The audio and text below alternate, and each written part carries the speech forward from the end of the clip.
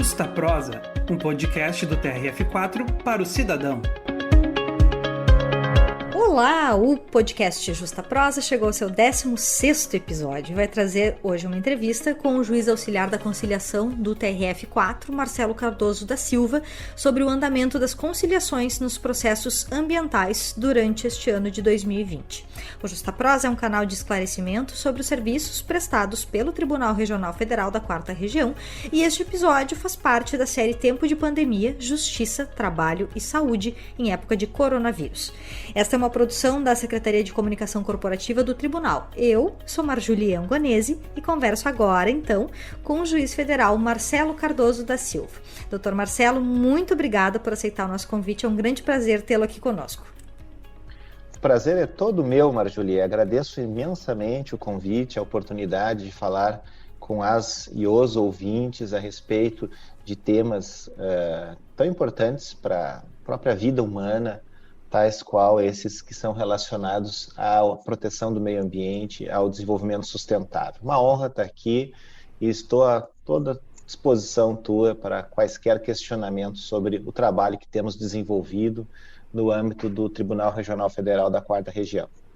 Sabe que antes, esse programa começou a ser gestado, digamos assim, antes do desenvolvimento do anúncio das metas do CNJ para 2020 para o Judiciário.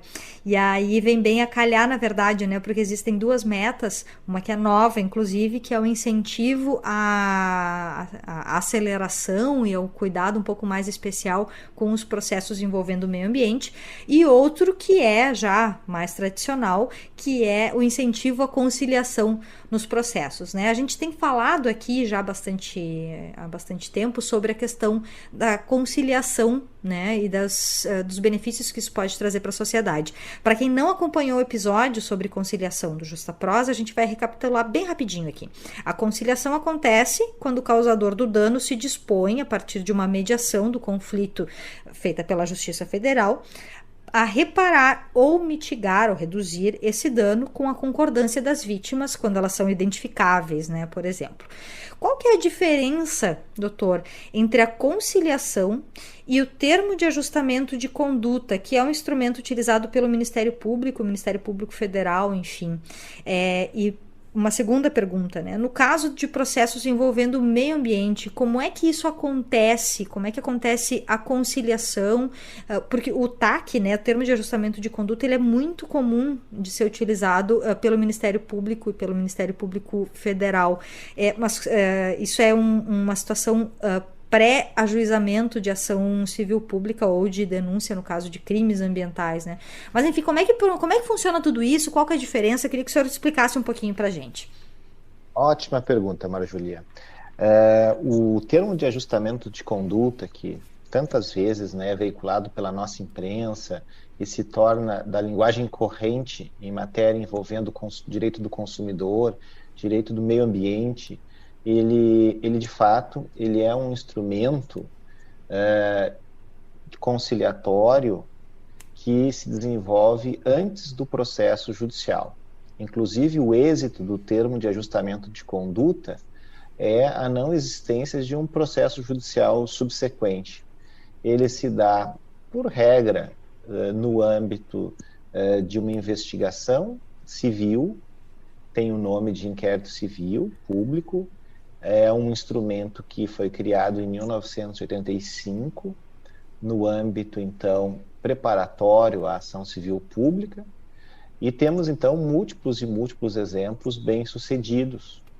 O descumprimento do termo de ajustamento de conduta permite ao Ministério Público, por exemplo, que vá ao Judiciário e faça, perante o Judiciário, requerimento para que aquelas cláusulas que não foram cumpridas no acordo prévio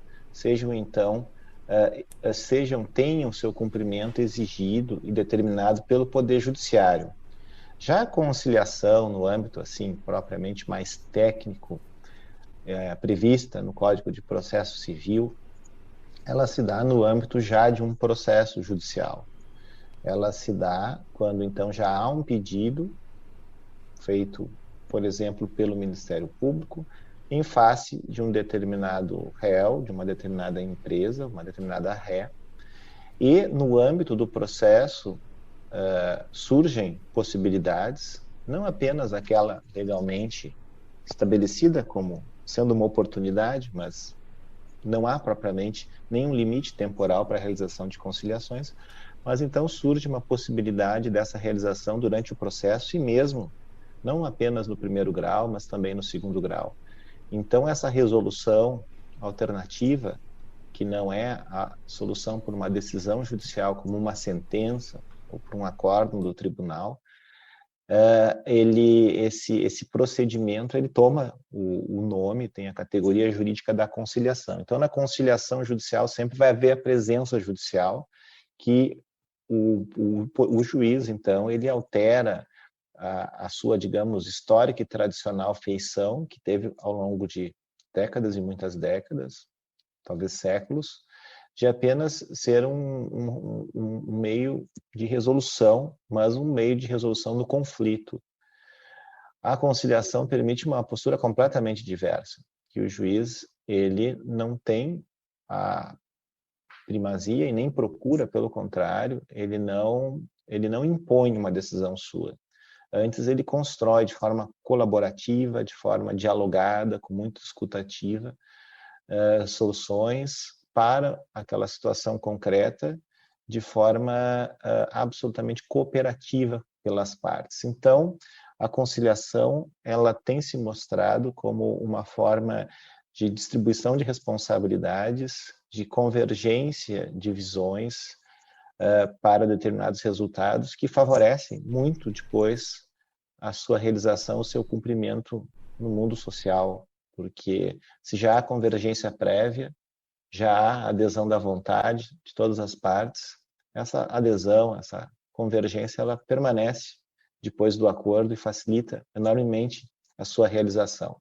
Na situação de que esse acordo ele não seja cumprido, daí sim regressa, digamos, a força da atividade jurisdicional por uma decisão impositiva, fazendo valer aquela vontade compartilhada entre todos, como a vontade que deve ser respeitada nos momentos posteriores.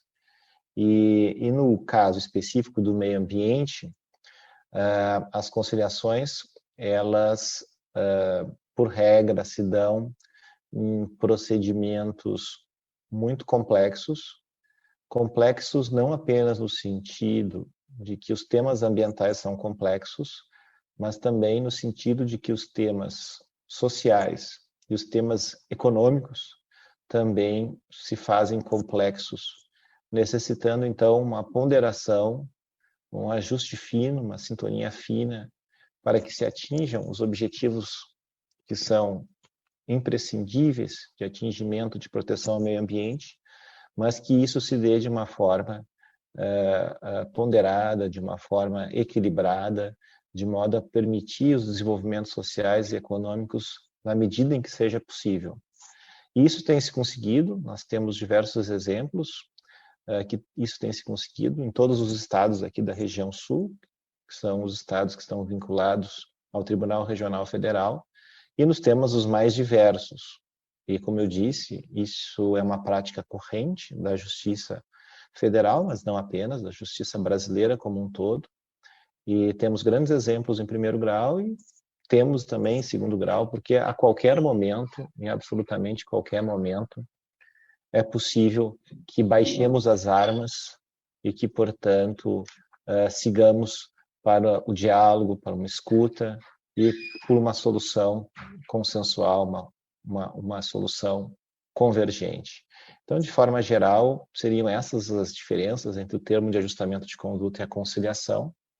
E temos, então, na conciliação essa nova feição da atividade jurisdicional que se faz muito presente, e eu te digo, Maria Juliet, cada vez mais vai se fazer presente. Eu entrei na magistratura há quase 21 anos, e o perfil que se tinha era um perfil de decisões impositivas, adjudicatórias, como se diz no âmbito anglo-saxão.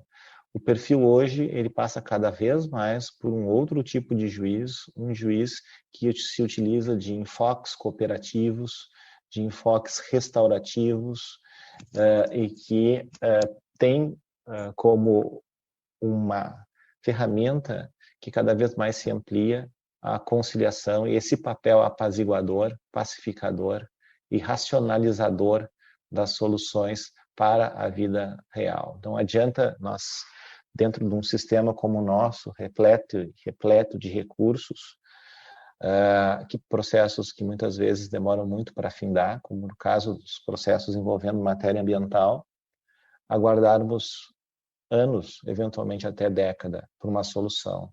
A conciliação abrevia tudo isso. A conciliação permite que no hoje resolvamos e seguramente no dia seguinte já possamos executar, já possamos mudar a realidade conforme aquele acordo. Então é muito bem-vinda a conciliação e nós juízes estamos mudando muito. As gerações que vêm de juízes espero que já venham cada vez mais com essa mentalidade aberta, a mentalidade do diálogo, a mentalidade da escutativa e a mentalidade da cooperação e da colaboração.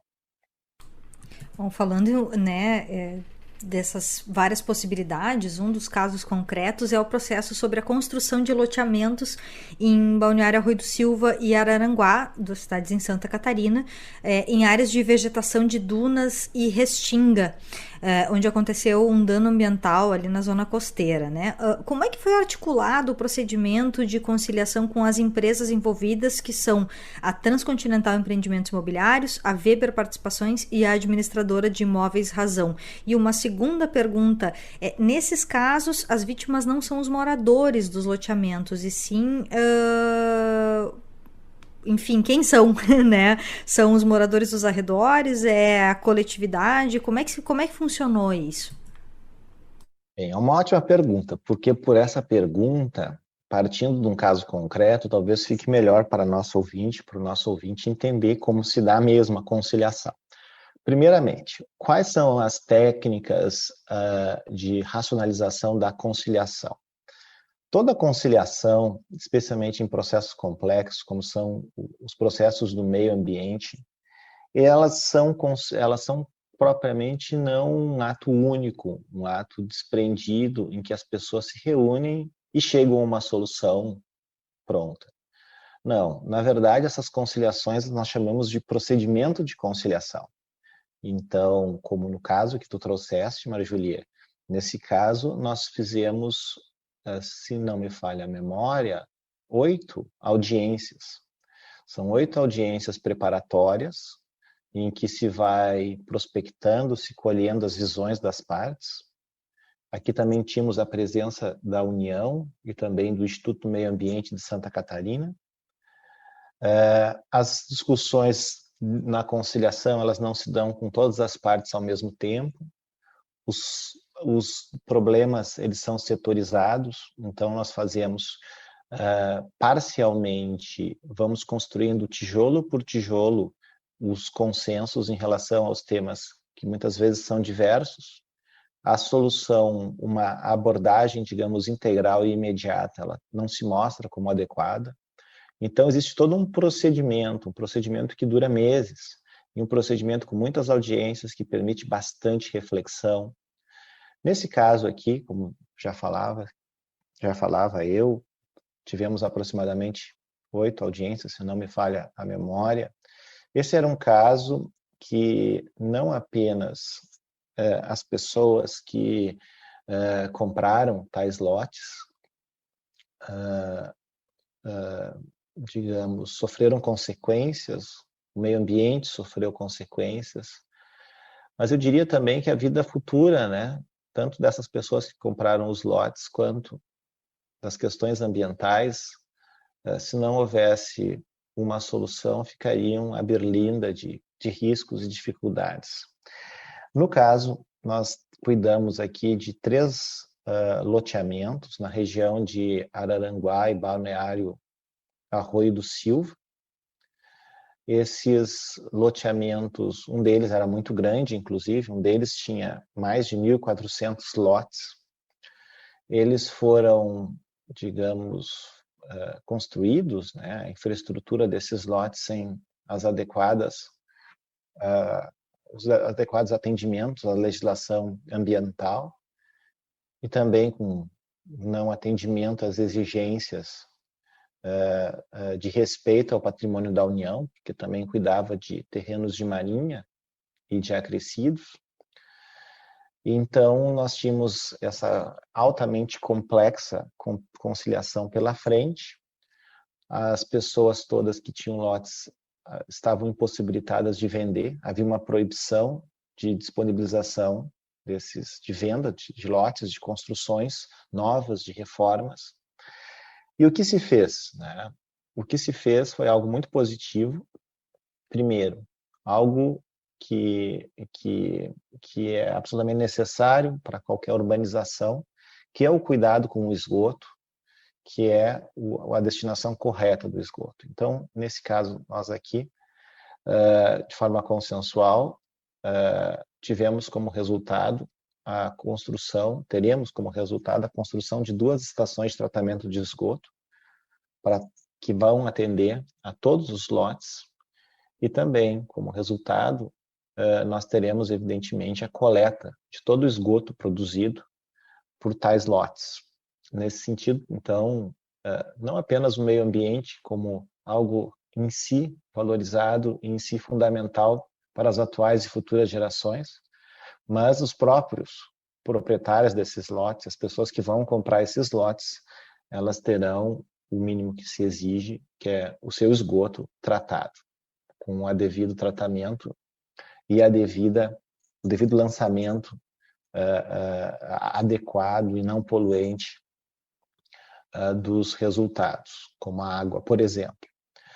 Também aqui, todos os danos ambientais, porventura ocorridos, especialmente nas áreas de restinga, vegetação de restinga e também nas dunas, esse dano também vai ser objeto de um plano de recuperação de área e também da recuperação integral dessas áreas. São áreas de preservação permanente que, portanto, não terão nenhum tipo de construção nelas. Elas têm as suas funções materiais, ambientais e serão respeitadas essas funções. E também aqui nesta demanda nós já também encaminhamos a regularização dos imóveis, né, no que diz respeito aos terrenos de marinha acrescidos. As pessoas elas não perdem a propriedade por seu terreno ser terreno de marinha, não há essa alteração. O que existe é a necessidade de uma regularização fundiária, uma regularização que é feita pelo Serviço da Superintendência do Patrimônio da União e que deságua na necessidade de pagamento de uma taxa de ocupação, que é um valor relativamente baixo e que, assim, dá absoluta segurança aos loteadores, aos proprietários, aqueles que vão comprar, às populações que se utilizam daquela região, se utilizam do mar.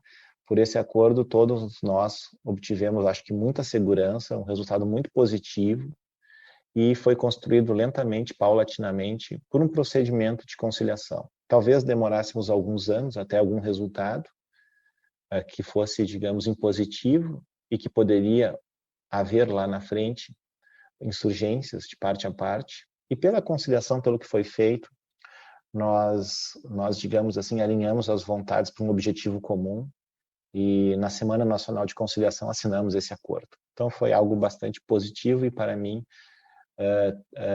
muito um objeto assim de grande felicidade ter obtido todo o trabalho de todos tal resultado.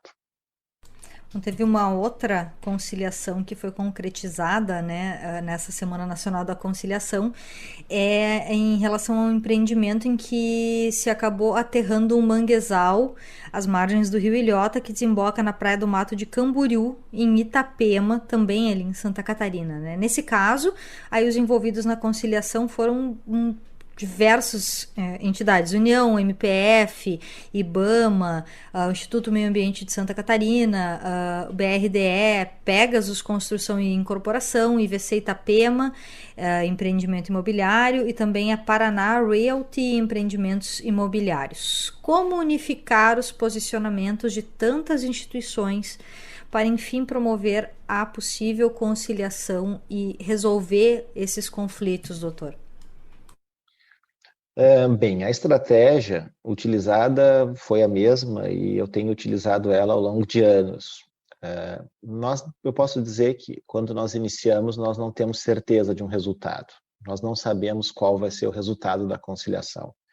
Nós precisamos caminhar pelo procedimento. Nós precisamos ver tudo o que é possível, até onde podemos ir.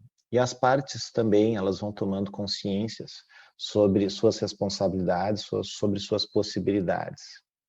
Nesse caso, nós tivemos várias também audiências de conciliação, de modo a chegarmos a um resultado equilibrado. Aqui nós tínhamos algo também que era bastante positivo, que lá no primeiro grau, há bastante tempo, na verdade, se tentou uma conciliação, mas não se levou adiante.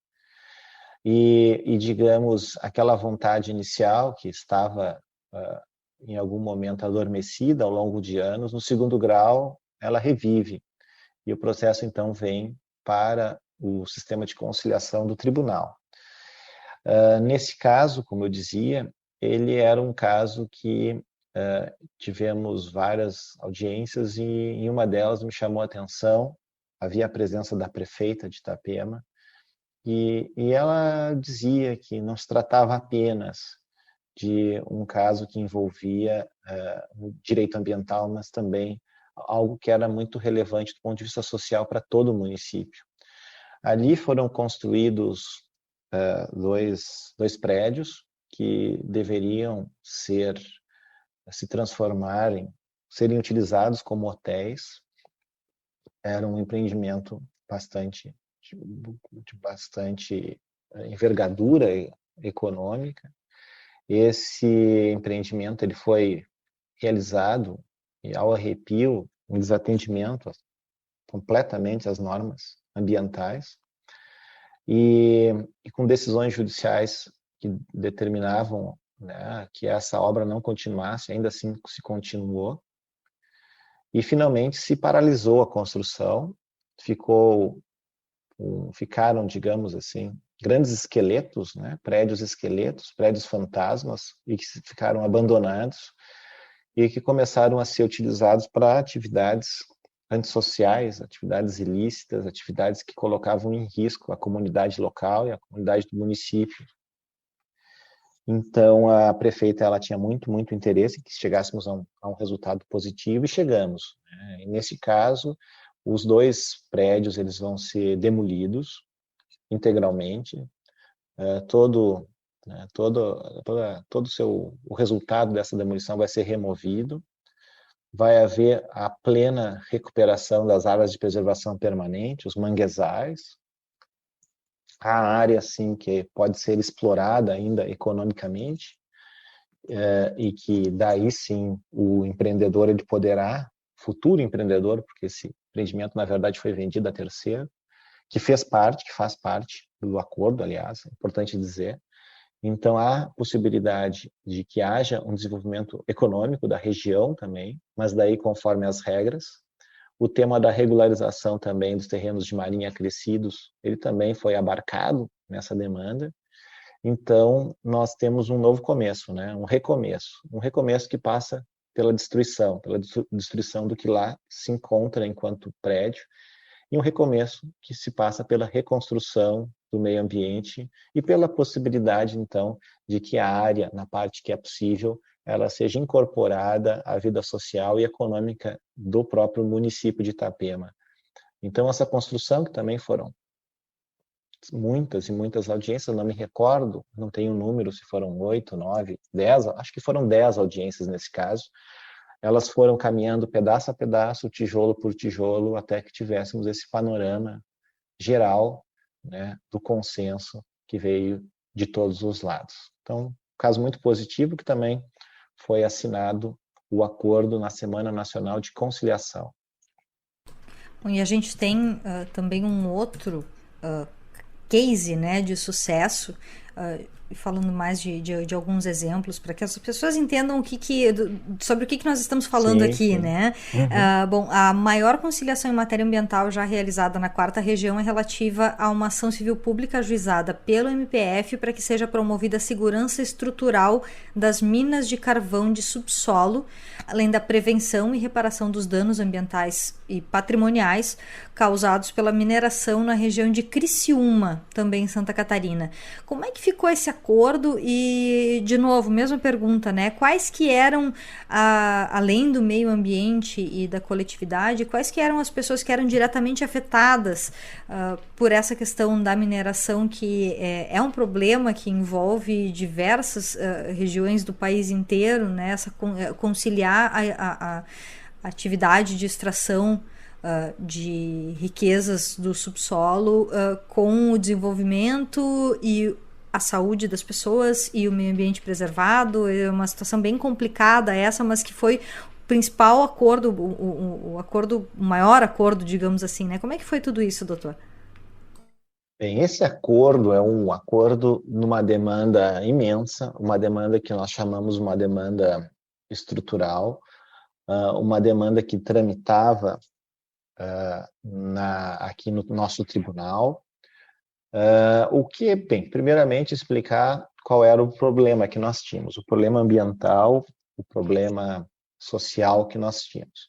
A região de Criciúma, ela foi minerada, o sul de Santa Catarina, ela foi minerada tanto pela mineração de superfície, a céu aberto, quanto pela mineração de subsolo, né? O objeto dessa mineração era o carvão mineral que era utilizado e que é utilizado para 2 fins especialmente, né?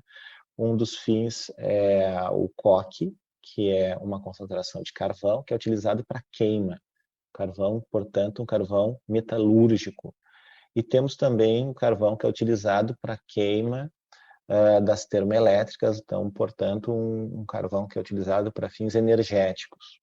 Criciúma tem a sua produção do carvão energético, que é dirigida ao complexo Jorge Lacerda, que fica ali em Tubarão. Muitos, quando passam pela BR-101, seguramente já viram essa termoelétrica. Pois bem, essa demanda que estava no tribunal, na qual eu participei, essa demanda cuidava exclusivamente da mineração de subsolo e pela lógica, pela linha específica da segurança estrutural dessas minas. As minas de carvão, elas, quando são mineradas em subsolo, são deixados pilares para fazer a sustentação justamente da mina, para que não haja o caimento, o desabamento do teto, e também para que não haja subsidência, né? Não haja o caimento também, alterações na superfície. Criciúma tem aproximadamente 30 minas teve de subsolo. Essas minas, acho que a que mais longe foi, ela tinha 10 quilômetros. Os pilares eles têm aproximadamente 10 metros por 10 metros, e se calcula, assim, de forma muito geral, genérica, que a região tem aproximadamente 100 mil pilares.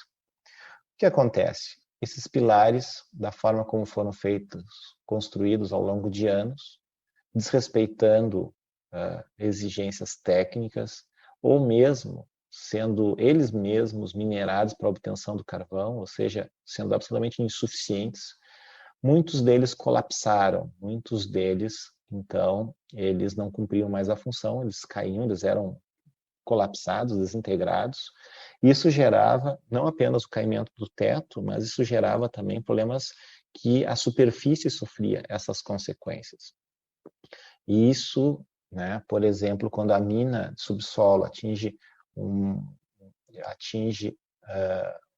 lençol freático, né, alguma falha geológica, eventualmente mesmo lagos, lagoas, rios, poços são completamente drenados. Então existe perda de água, existem essas perdas. as casas, né? Como tínhamos uma comunidade com aproximadamente 50 casas no local, essas casas sofrem danos estruturais, né? Mesmo dentro de Criciúma, né? No seu núcleo urbano, pátios desabavam, casas, né? Sofriam esses danos, e danos que podem acontecer e poderiam acontecer e poderão acontecer. São Ou danos bastante seja, severos. a cidade, o chão da cidade é oco e pode Exatamente, desabar a qualquer momento com as pessoas em cima. exatamente, exatamente. Então Que esse é loucura. um problema, é um problema gravíssimo, e, e também a mineração do subsolo, ela na época dessa demanda, ela era realizada primordialmente com a utilização de explosivos. E o que os explosivos geram?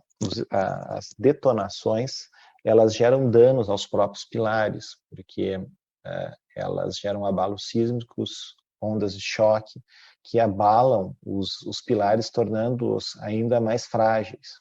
Então, essa demanda ela tinha como objetivo também mudar a forma de exploração do carvão no que diz respeito à sua tecnologia, deixando a utilização de explosivos como regra e passando para máquinas, mineradores contínuos, que daí, controlados por joysticks, eles tinham muito mais e têm muito mais capacidade de forma exata, promover a mineração, deixando os pilares com os fatores de segurança necessários. E essas explosões, por sua vez, elas com essas ondas sísmicas, esses abalos que eram promovidos, atingiam as comunidades que em cima dessas minas viviam. Então havia, por exemplo, minas que explodiam de manhã, de tarde, de noite. Terrível, né, consequência, né, para as famílias, né, que sobre elas viviam.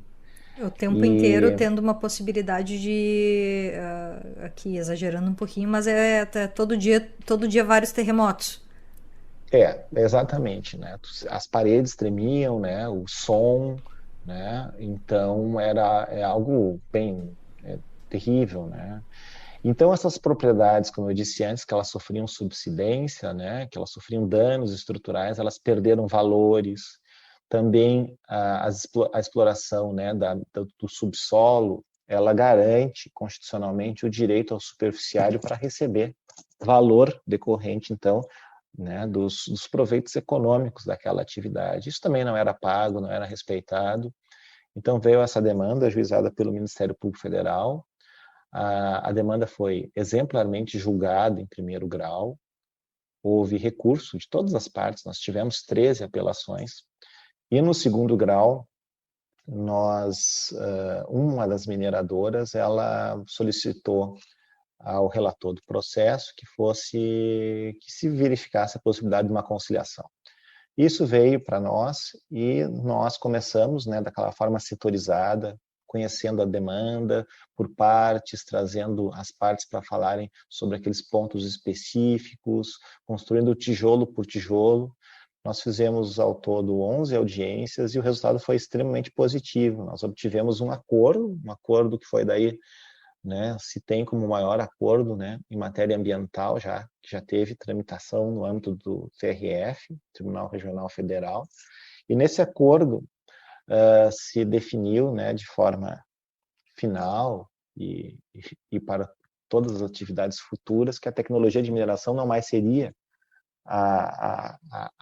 o emprego de explosivos, mas sim o minerador contínuo, essa máquina, essa nova tecnologia.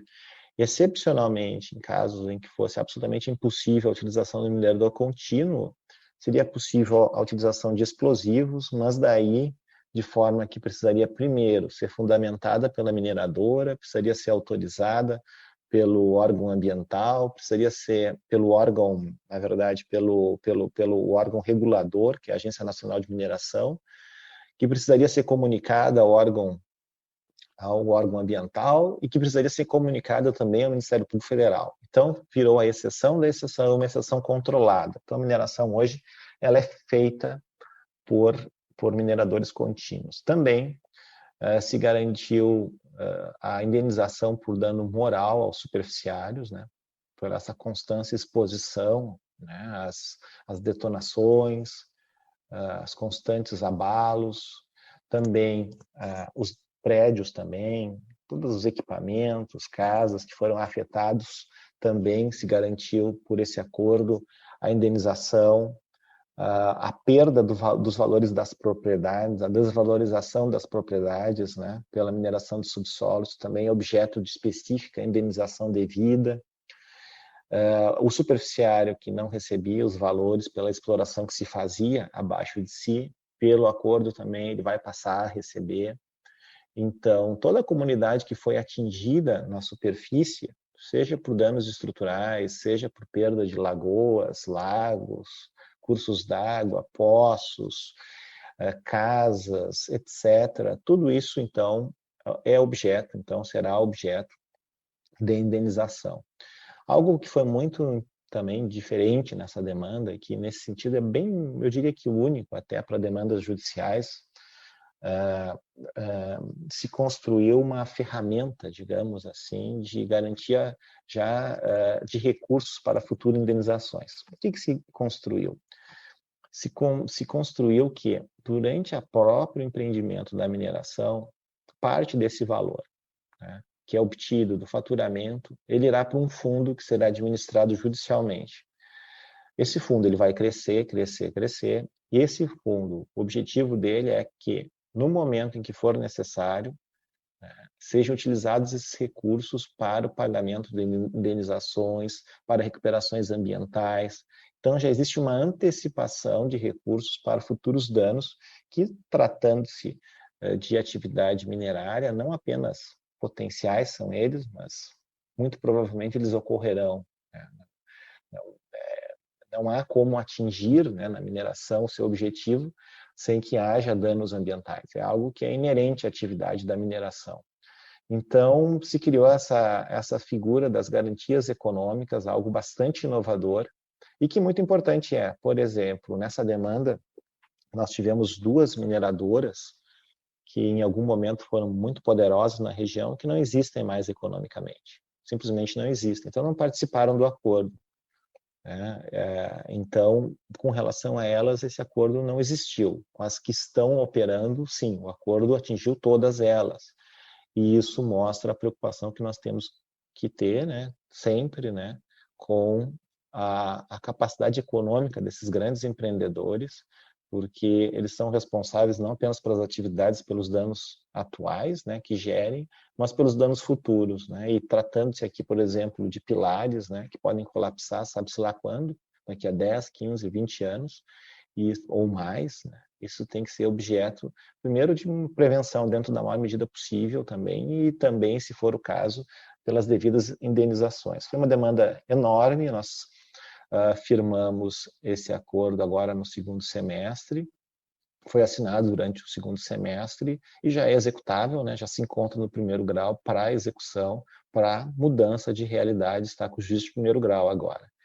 Então também foi uma demanda magnífica de se trabalhar. Eu já havia trabalhado por 9 anos em matéria envolvendo mineração do carvão, eu trabalhei numa outra grande ação civil pública, que é a ação civil pública do carvão, que daí tratava dos recursos hídricos superficiais, as 3 bacias hidrográficas da região que foram afetadas, as áreas terrestres, né, que foram objeto também de afetação, a recuperação dessas áreas, que tem aproximadamente 6.500 hectares na região. Então, para mim, pessoalmente, é um fechamento de ciclo. Então, a recuperação ambiental no que diz respeito à mineração do carvão, eu tive essa honra de trabalhar por todos os seus aspectos, por todos os seus enfoques, por todas as suas visões. E o que é interessante, né, que nessa área ambiental as pessoas pensam, né, que é a proteção do bichinho, a proteção, a não poluição do rio, mas isso tudo, na verdade, é fruto de estudos técnicos muito avançados na área da química, física, engenharia ambiental, biologia, etc., que vão acabar redundando em leis, né? E é uma situação bastante complexa, bastante bastante complicada de se explicar para as pessoas, né, que tudo aquilo que se faz hoje, a consequência vem ainda hoje muitas vezes, né, quando a gente polui um rio, logo em seguida a gente vai ter problema de abastecimento, não precisa, né, de muita espera, mas algumas coisas têm impactos que podem ser impactos que vão acontecer logo ali adiante ou que vão ser sentidos para as próximas gerações, né? E quanto menos presenteístas, no sentido de pensarmos no presente, nós somos, melhor o nosso próprio presente né? A nossa vida fica melhor se nós pensarmos também no futuro. E aí, falando especificamente dessa questão do futuro, né? Bom, um dos principais objetivos da conciliação é justamente evitar essa punição por ela mesma e promover uma real reparação desse dano dentro do previsto pela legislação e do dano não só ambiental, mas o dano às pessoas como um todo, como o senhor mesmo explicou nessa ação em relação à questão das carboníferas, né? Mas a minha pergunta, como é que fica a fiscalização do cumprimento dessas obrigações previstas nos acordos de conciliação? Para além da fiscalização das pessoas, né? Mas quem é que chega lá no judiciário e diz, olha só, aquela conciliação não está sendo cumprida. Isso de quem é a atribuição legal e de quem seria legal que também fosse uma atribuição, digamos assim. Olha, ótima pergunta. Quando nós temos qualquer dessas conciliações sobre as quais eu falei, e outras conciliações também, elas são objeto, digamos assim, de execução, de cumprimento do que nela consta. Né? Não adianta qualquer papel, por mais lindas e mais importantes que sejam as palavras, se essas palavras, esses acordos, eles não mudam o mundo, de pouco valeram. Então, esses acordos eles passam a ser de responsabilidade de um juiz de primeiro grau, que no caso vai ser o juiz de Criciúma, que vai cuidar desse acordo das carboníferas, por exemplo. Esse é um acordo que demorará anos, talvez décadas ou mais, né, que ele vai sempre gerar consequências diárias, consequências que vão se dando de tempo a tempo. Por exemplo, digamos que em determinada casa, daqui a 5, 6 anos, essa casa ela sofre um dano estrutural porque houve um colapso de um pilar. Esse acordo ele já garante para essa pessoa que essa pessoa ela vai ter indenizada a sua propriedade, seja pela sua desvalorização, seja pela necessidade de obras de correção do dano estrutural. Então, já quando a gente lida com o meio ambiente, o processo de bem, a questão das gerações, esses danos eles se protraem no tempo. E o nosso egoísmo, enquanto nossa geração, a nossa ausência de reflexão sobre o futuro, a ausência de compreensão da nossa finitude, tudo isso, né, gera nas nossas gerações, muitos de nós, egoísmos e desconsiderações sobre todos aqueles que virão para o nosso planeta.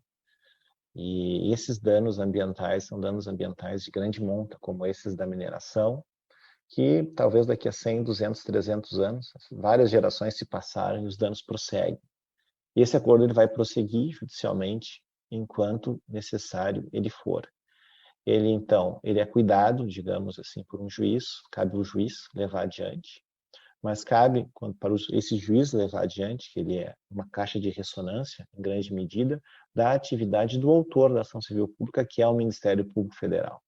Então, o Ministério Público Federal ele vai apresentar seus pedidos, também as pessoas que sofreram os danos morais, as pessoas vão apresentar seus pedidos, e cada um desses casos vai ser examinado e as indenizações, então, vão ser objeto de pagamento, né, de realização. Então, duas coisas eu diria, né? Eu diria que esse acordo ele permanece no judiciário, ele prosseguirá para sempre no âmbito do Poder Judiciário, não sei quantas décadas talvez esse acordo ele vá perdurar, né? E segundo, que esse fato mesmo de nós termos um acordo que talvez perdure na sua execução por décadas, né? Nós talvez nem estejamos mais aqui, diz da seriedade que é o dano ambiental. O dano ambiental feito numa data, dependendo do que for, ele ecoará pelo tempo geológico. Ele recuará não pelo tempo histórico de 100, 200, 500 anos, mas muito além disso. Então, é preciso muito cuidado, muita capacidade técnica, muito conhecimento, muito estudo, de forma a conter ao máximo as externalidades desses danos. Esses danos, eles precisam ser contidos, eles precisam ser conhecidos e diminuídos, né, na maior medida, mitigados na maior medida possível. Embora, como eu disse, a mineração sempre vai gerar danos ambientais, e esses danos têm que ser integralmente, completamente objeto de indenização, ressarcimento, recuperação. Então, temos sim, essa demanda, ela continuará como todas as demandas continuarão. Né? Por quê? Por que ela continua com o Ministério Público? Porque existe um caráter difuso. Né? E essa difusão do dano, ou seja, o que é difusão? Né? O dano ambiental, ele atinge uma quantidade indeterminada, né, de pessoas. Né? É um dano que é transindividual. E no caso do dano ambiental, ele é transindividual e ele é transgeracional. Então, pessoas no futuro receberão as consequências disso. Fico muito feliz de ter trabalhado, então, como eu disse, nessa demanda. Conheci o tema por todos os seus lados e dei as contribuições que entendi como possíveis e parabenizo, né, as partes por esse acordo que realmente foi histórico, né, que tenho certeza já está mudando, né, a realidade da mineração e a justiça, né, sendo levada às populações, às comunidades, quer do ponto de vista ambiental, quer do ponto de vista patrimonial. Bom, resta também meu parabéns a todo mundo que participou dessa possibilidade de modificar e tal, não melhorar ou resolver os problemas, porque como o senhor mesmo disse, dano é dano, e nesse caso específico da mineração não tem como botar o carvão de volta, né?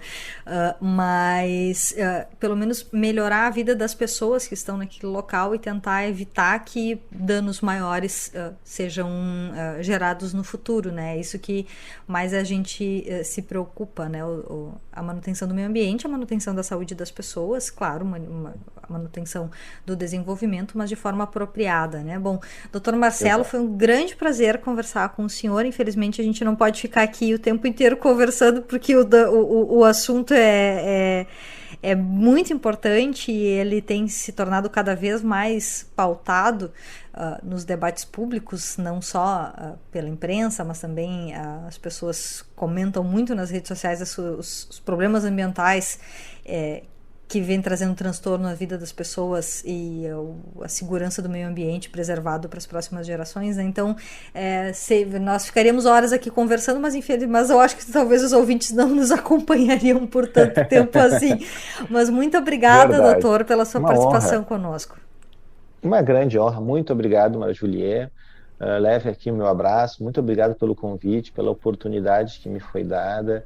E fica aqui meu abraço, minha maior consideração a todas as ouvintes, a todos os ouvintes, a todos da nossa comunidade, a todo o nosso Brasil.